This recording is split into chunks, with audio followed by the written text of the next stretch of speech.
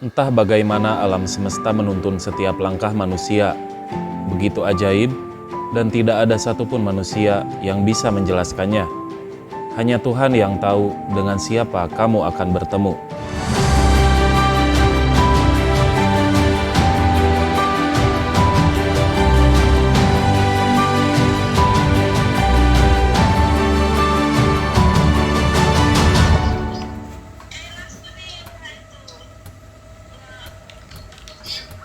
Dikarenakan perjalanan kali ini diawali dengan ketidaksengajaan, mulai dari pertemuan di Puncak Cikuray sampai menemani keliling di kota Tasikmalaya, tiba-tiba Irham bilang, kita ke Gunung Ciremai aja barengan, dan saya pun mengiyakan ajakannya. Semua begitu serba mendadak, tetapi awas, jangan sampai mengabaikan peralatan keamanan ketika di alam bebas. Singkat cerita, kami pun tiba di base camp Gunung Ciremai Pia Apuy. Dan ada beberapa orang mahasiswa yang akan melakukan pendakian di hari yang sama. Udara dan pemandangan pagi di sini membuat pikiran saya tenang dan melihat beberapa petani yang sudah mulai berkebun di pagi hari. Ngomong-ngomong, petani itu ada kepanjangannya, yaitu penyangga tatanan negara Indonesia. Manfaat untuk negara dan kelangsungan hidup begitu besar dari para petani. Tetapi kenapa mereka selalu dipandang sebelah mata? Ini akan jadi PR untuk anak muda penerus bangsa. Sebelum membayar simaksi, kami diharuskan untuk cek kesehatan terlebih dahulu. Mulai dari tekanan darah, tinggi badan, berat badan, dan lain-lain. Gak mahal kok, itu juga kan untuk keselamatan kita bersama. Ingat, tanggal sial itu tidak ada di kalender. Bagus, normal 120 per derajat. Berarti sehat selama keliling ya. Setelah selesai mengurus simaksi, kami pun sarapan terlebih dahulu. Di sini saya berkenalan kembali dengan para pendaki yang lain. Di antaranya ada Bapak Dimas dari Bangka, Richard dan Bang Henry dari Tangerang. Tetapi ketika saya mulai sarapan, mereka sudah selesai dengan sarapannya dan siap untuk melanjutkan pendakian lebih awal. 15 menit setelah keberangkatan mereka, saya dan Irham pun mulai melangkah. Gak tahu apa yang ada di pikiran dia, tetapi katanya dia ngantuk dengan medan yang dilewatinya. Trek dari base camp ke pos 1 begitu banyak yang landai. Kalau untuk saya ini lebih menguntungkan, jadi bisa menghemat tenaga sebelum menemui tanjakan yang terjal. Mantap, Pak! Tidak lama dan tidak sedikit pun tenaga yang kami kuras, kami telah sampai di pos 1 dan kembali bertemu dengan Bapak Dimas dan kawan-kawannya. Saya kira mereka sudah jauh. Udah beres istirahatnya? Jalan lagi? Ya udah bareng aja. Ada saya mah gak bakal istirahat dulu. Bakal istirahat. Katanya ngantuk jalurnya. Ngantuk ya? Iya. Katanya ngantuk soalnya gak ada tantangannya kan jalurnya. Yam. Iya. Pengen lari dia tadi tuh. Lari. Kacau. Agar pendakian kali ini semakin ramai, saya pun ikut pendakian dengan mereka. Makin ramai kan makin bagus. Makin banyak juga objek yang bisa diambil untuk stok video saya. Tetapi sopan santun harus dijaga. Soalnya saya mendaki dengan orang yang lebih tua. Ya, Berapa Kang quarter di sini? kalau ngedrop budgetnya 400. 400. Ya, kadang lebih. Oh. Iya. Sampai puncak itu teh Kang. Sampai pos 5 tempat camp. Oh iya. Udah sekalian ke puncaknya nikmatin pemandangan, udah sering juga ya. Udah bosan kayaknya Bang. Ya, kadang kalau ambil camp besoknya summit nganterin ke puncak. Iya. Termasuk masakin buat orang lain juga mungkin ya. Ya, kalau misalkan disuruhnya ordernya plus. Iya. Sepertinya enak juga ketika di pendakian memakai jasa porter. Hitung-hitung kita bantu perekonomian warga setempat juga. Masuk akal, tapi tanda kutip bagi yang mampu. Karena saya kaum mendingan, jadi mending dipakai ongkos untuk pendakian gunung yang lainnya. Oh, sudah. Udah ya. Terfokus. Titik merah udah. Udah. Siap ya. Udah fokus juga. Ngomong-ngomong namanya siapa nih ya? Nama Dimas. Dimas, asalnya? Asal kalau lahir Jakarta, tapi kerja di Bangka Belitung di Pangkal Pinang. Di Bangka. Kerja di Bangka? Kerja di Bangka. Walah. Kerja apa tuh di Bangka? Kerja bidang jalan dan jembatan. Oh, proyekan? Ya, konstruksi. Iya. Jadi kuli gitu. Katanya di proyekan gitu suka banyak tentara orange ya? Tentara orange. Wah, banyak itu. Tentara orange. Banyak kan yang kayak gitu ya, tentara orange ya? Banyak yang oranye, yang putih, macem-macem. Berarti ini semua bertiga dari Bangka ini? Enggak, kalau Berangkat? ini Tangerang, itu Tangerang. Tangerang juga. Berangkat startnya dari Star dari Jakarta. Jakarta ke sini. Udah kemana aja nih kalau daki gunung nih? Daki gunung kayaknya rata-rata hampir semua ya, Jawa, Sumatera. Udah hampir pernah. Semua. Wih, mantap. Seven Summit udah? Seven Summit kayaknya tinggal Kartens doang yang belum. Wih. Sama Rantai Mario. Rantai Mario belum tuh. Mantap. Ketika sampai di pos 2, kami pun kembali beristirahat sampai terlarut dalam obrolan. Dan terungkap ternyata Bapak Dimas ini adalah seorang anggota Wanadri. Jadi tidak diragukan lagi keilmuan tentang bertahan hidup di alam bebas. Pantas saja beliau juga hampir pernah mendaki semua gunung di Indonesia. Coba panggil lagi, Am. Tak terasa waktu terus berlalu.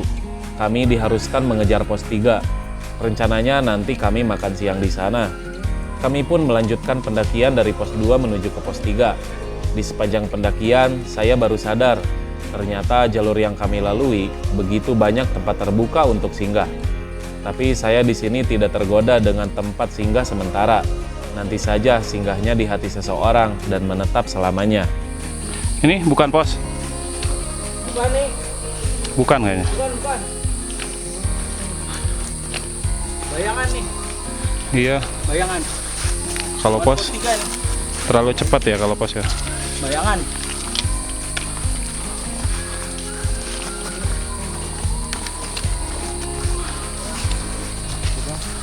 Kanan kiri nih. Kiri. Sama aja kayaknya. Sama aja. Sama aja. Di atas itu tuh. Iya. Sebenarnya saya juga malu ngomong kepada mereka untuk diam terlebih dahulu ketika saya bersiap untuk mengambil video. Alhasil dari rasa ketidakenakan, saya pun sesekali berlari ke depan hanya untuk mengambil video. Capek kayak ngejar si dia yang terus menjauh. Sekarang kita udah nyampe di pos 3 dan berhubung udah jam 12 lebih, kita harus mengisi perut. Karena makan itu bukan ketika lapar. Apa ya? Ketika apa? Oh iya, makan itu kebutuhan. Jadi makan itu jangan ketika lapar.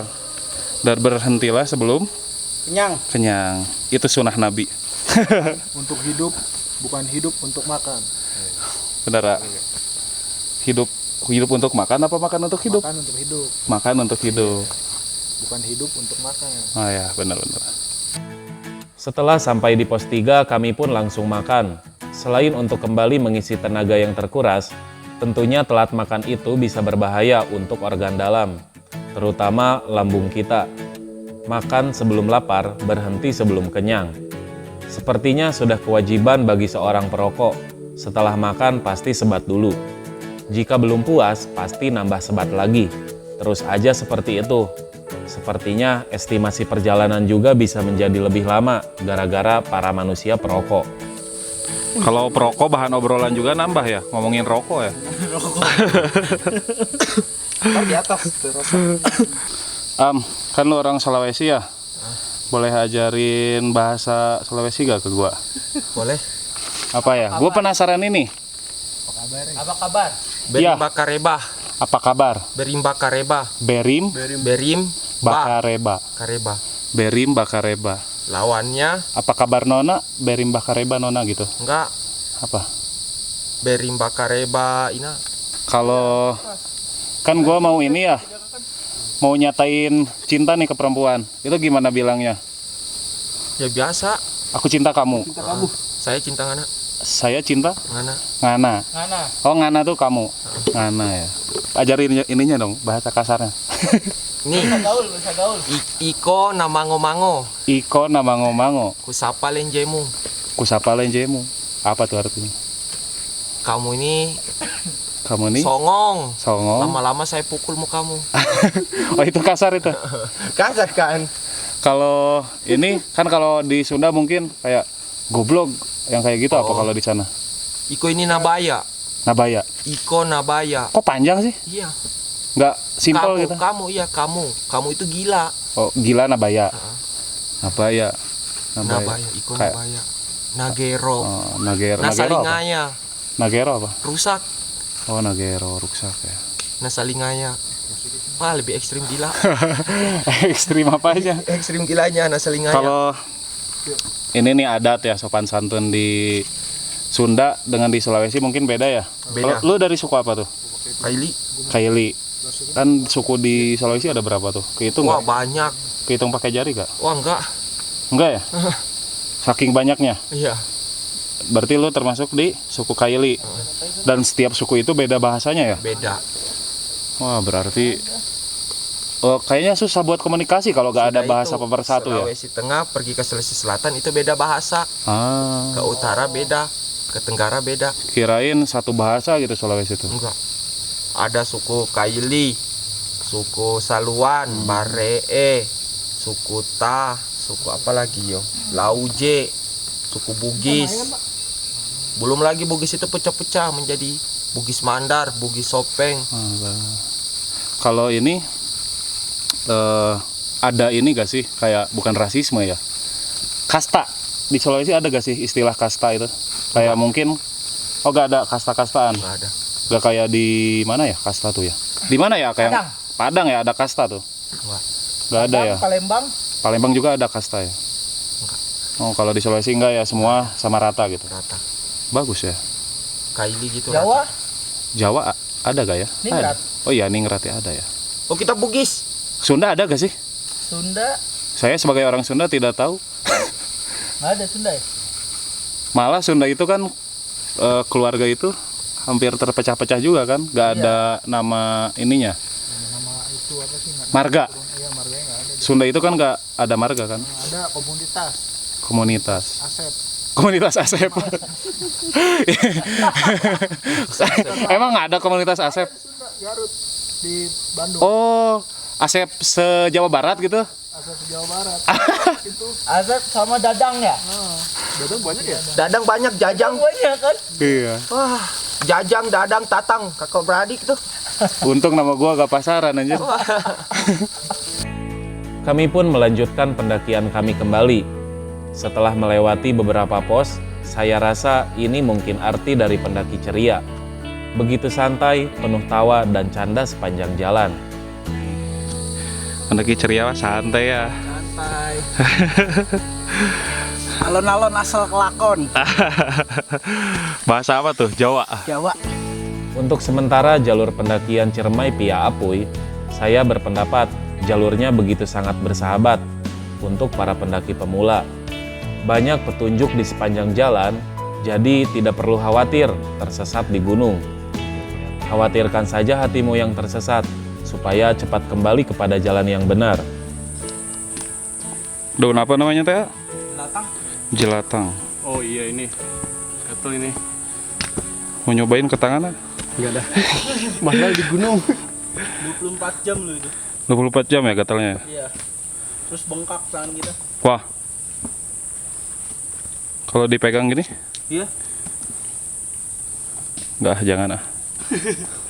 Bulu-bulunya di daun tuh. Oh alah. Kelihatan nggak? Nah, Itulah dia yang bikin ini gatel. yang bikin gatal yang putih ini ya. Dapat pendidikan ini dari mana?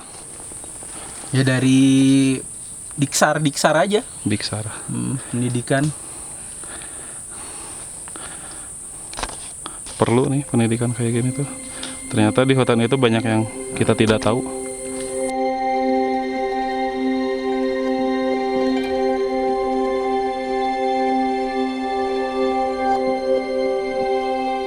Kami mulai menembus kabut di perjalanan menuju ke pos 4. Dan entah kenapa, saya begitu suka dengan suasana kabut seperti ini. Seiring perlahan kabut menyelimuti tubuh saya, seiring perlahan juga rasa ketenangan datang kepada hati saya. Tetapi ingat, kabut juga bisa menjadi berbahaya di waktu-waktu tertentu, karena bisa menghalangi pandangan dan bisa saja membuat kita tersesat. Udah gak sabar nih paling depan. Iya. Mau tidur saya, Pak. Hah? Oh mau tidur, pengen cepat-cepat tuh. Tidur di tenda. Kirain cepat-cepat ke atas, pengen cepat-cepat menikmati alam. Ternyata pengen tidur ya. Di hotel. Itu bentaran aja. Tidak lama cahaya kembali menembus sela-sela pepohonan, dan kami sudah dekat dengan pos 4. Karena saya lihat yang lain tidak begitu kelelahan, sepertinya di pos 4 tidak akan lama beristirahat dan melanjutkan ke pos yang terakhir, yaitu pos 5. Gimana betis aman nak? Aman betis? Pegel aja pegel. Paha, pinggang. Gak apa-apa lah, nanti turun langsung ini cari pijat plus.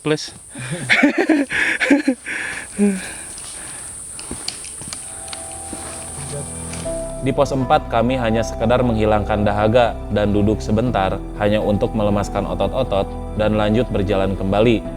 Dari sini saya harus mulai mengirit penggunaan baterai kamera karena di setiap pendakian saya hanya bawa 3 baterai dan tanpa pengisi daya maupun powerbank. Bukannya tidak memperhatikan hal itu, saya sebenarnya memperhatikan, tetapi karena saya kekurangan modal, jadi ya seadanya saja. Apakah dari suatu karya diukur dari bagusnya sebuah peralatan yang dipakai? Jawabannya bisa iya, bisa juga tidak. Karena yang paling penting bukan alat apa yang kita pakai, tetapi bagaimana cara kita bisa memaksimalkan alat tersebut. Jadi bagi yang mau berkarya, mulai aja dulu. Tenang, santai. Jangan terlalu mengharapkan pos. Seperti mengharapkan dia. Dari jalur pos 4 menuju ke pos 5, kami sudah bisa melihat pemandangan terbuka. Sesekali kami juga berhenti hanya untuk sekedar menikmati pemandangan. Berkaca dari pendakian sebelumnya yang selalu mepet menuju gelap, pendakian kali ini benar-benar begitu santai. Mungkin karena kami berangkat mulai dari pagi. Memang semestinya setiap pendakian harus seperti ini, dan akan jauh lebih aman ketika kita mendaki di siang hari. Ini kita sedang di lokasi pos bayangan 5 dan kayaknya 10 menit lagi ya ke sana. 10 menit lagi. 10 menit lagi. Banyak bekas camping juga di sini. Tapi tanggung ngecamp di sini mah. Tak terasa pos 5 bayangan berhasil kami lewati. Sekitar 5 menit berjalan, kami pun sampai di pos 5 dan mulai mencari lahan untuk mendirikan tenda. Tanah di sini sangat tandus dan berdebu. Mungkin karena sudah berhari-hari tidak terkena hujan. Jadi kami harus mencari lahan yang sedikit terkena angin. Kami pun memilih untuk mendirikan tenda di dekat semak-semak. Oh iya, walaupun tenda Irham bisa muat berdua, tapi di sini saya memilih untuk mendirikan tenda sendiri. Ya sayang saja, sudah capek-capek bawa tenda dari bawah. Kalau ujungnya tidak dipakai, ya buat apa? Jangan sampai seperti si dia, sudah capek-capek bawa perasaan, ujungnya gak sampai pelaminan. Baru miniaturnya aja tuh. Di mana miniatur lu, Sir? Argo Puro. Nah, iya samping ke Argo Puro ke danau tuh danau. Belum pernah. Belum, cuma jauh dari base camp ya. Jauh. Masuk ke base camp. Sebenarnya deket. Biasanya orang kan dari Bremi ke Baderan. Nah, lu harusnya naiknya dari Baderan. Kalau dari Baderan cuma 2 hari semalam. Nggak mau sampingin berhari-hari. Mau berhari-hari. Tapi mingguan malah. Nah, kalau mau dari berhari-hari ya dari Bremi lintas ke Baderan. Nah, itu 6 hari. Wah, keren itu ya. Muncrat. Masih banyak gunung. Tapi banyak landai kan dia. Banyak. Naik turun bukit. Banyak ini burung merak. Iya tahu. Oh itu mungkin kawan saya itu yang dia pulang dari Rinjani, dia bawa itu bulu merak. Iya, Banyak ya, berceceran di jalur. boleh diambil ya. Bulunya sih nggak apa-apa, kalau meraknya mah jangan. Mau dipelihara lo di jalan. Bawa jalan gitu ya. Iya, bawa jalan meraknya pakai tali, Pak. Di perjalanan kali ini, saya begitu banyak belajar dari orang-orang yang lebih berpengalaman dari saya. Dari mulai tentang pendakian sampai tentang kehidupan. Kita tidak peduli apa profesi, jabatan, status sosial seseorang. Ketika di alam bebas, semua itu tidak berlaku. Tetapi ingat, sopan santun dan tata krama kepada yang lebih tua harus tetap kita jaga.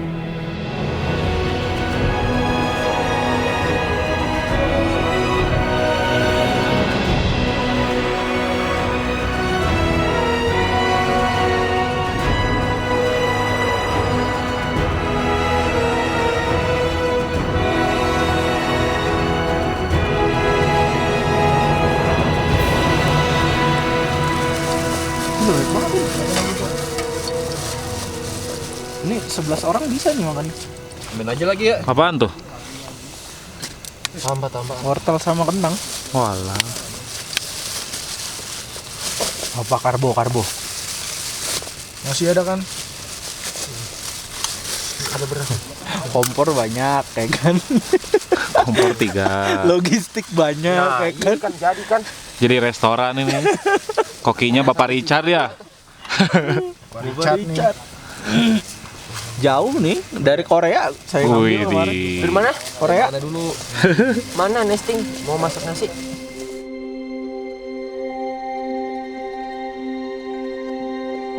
Jam 3:15, yang jam 3 lebih seperempat kita baru bangun buat summit. Sebelum summit, seperti biasa, ngapain Bang Damkar?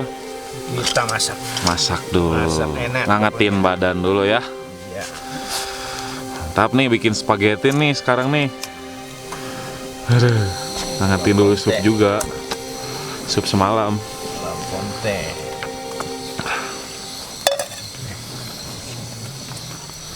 Masih menggigil di tangan, kayaknya di kamera juga kelihatan. Bang Damkar terbaik. Ah, pernah jadi chef juga katanya tadi. Pernah? Iya. Widih, di restoran gede tuh. Helper. Kelper. Iya. Anjay. Bantu chef masak. Sebelum Damkar pernah jadi chef ya. Kok beralihnya jauh banget gitu. Namanya kehidupan, Pak. Yang penting cuan ya. Iya. Kita lakonin, Pak. Yang Iya benar. menghasilkan. Jangan pilih-pilih ya. Iya, yang penting halal. Iya benar. Mantap. Prinsip nih. Prinsip dini hari. Carbonara. Bawahnya. Semalam saya kira ada babi hutan di luar tenda. Ternyata Bapak Dimas yang sedang meniup sleeping padnya. Maklumlah sudah berumur. Kalau gak pakai itu, katanya nanti badannya pegel-pegel. Tapi saya salut dengan logistik yang mereka bawa. Sarapan summit saja dengan spaghetti, bukan lagi mie Indomie. Selamat pagi teman-teman. Oke. Pagi ini kita akan melakukan summit. Semoga semuanya dalam lindungan Tuhan. Jalannya santai aja karena nggak ada yang dikejar. Ya. Alon-alon asal kelakon kalau kata orang Jawa. Dicicil pelan-pelan langkahnya walaupun berat, yang penting bergerak. Oke, kalau ada yang break, logistik ada di Bang Irham. Kalau mau minta minum, bilang ya. Udah, siap. Oke. Ya. Yang mimpin siapa? Abang aja. Hah? Bang Dimas aja. Saya. Sebelum kita summit, kita berdoa menurut agama dan kepercayaan masing-masing. Berdoa dimulai. Berdoa selesai. Yuk. Sok. Apa nih? Ciremai pulang tanpa Pergi tanpa pulang. Pergi tanpa pulang. Goblok, pergi tanpa pulang. Pergi untuk pulang. Oke, Ciremai pergi untuk pulang. Woi. Katanya dari pos 5 sampai ke puncak bisa memakan waktu 2 jam perjalanan. Tetapi sepertinya kami akan lebih lama, karena saya sebagai anak muda harus menghormati dan menghargai yang lebih tua. Bahkan di umurnya yang tidak lagi muda, tetapi mereka masih mempunyai semangat muda.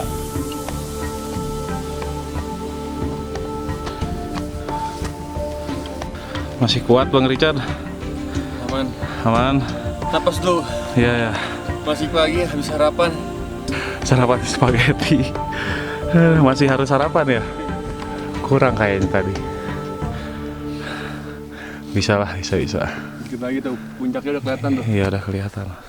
Kalau di kamera belum nih. Langkah demi langkah telah kami lewati. Sesekali juga kami melihat ke belakang. Meskipun masih gelap, tetapi pemandangan kota Majalengka mulai terlihat jelas dari sini. Lampu dari setiap sudut rumah yang menambah keindahannya. Bumi yang membentang luas, sesekali membuat saya berpikir begitu kecil dan rapuhnya manusia dibandingkan dengan alam semesta. Hawa dingin yang menyerang terkadang membuat kami ingin menyerah. Tetapi secercah cahaya mulai terlihat dari balik puncak Ciremai yang megah. Begitupun dengan kabut di bawah, perlahan membentuk samudera awan yang indah. Dengan tertatih-tatih dan langkah yang kian mengecil, akhirnya kami menapaki puncak tertinggi di Provinsi Jawa Barat.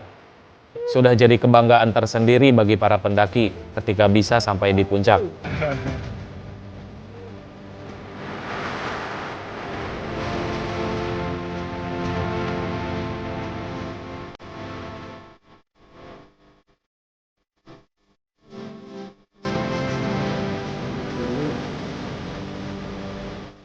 Sebelum video ini berakhir, saya pribadi ingin mengucapkan terima kasih yang sebanyak-banyaknya kepada orang-orang baik yang saya temui selama di pendakian.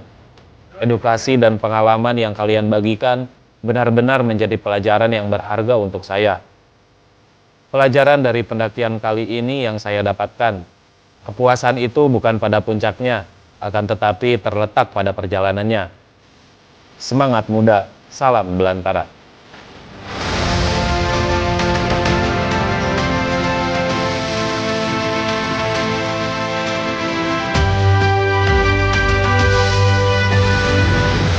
Selamat pagi. Pagi.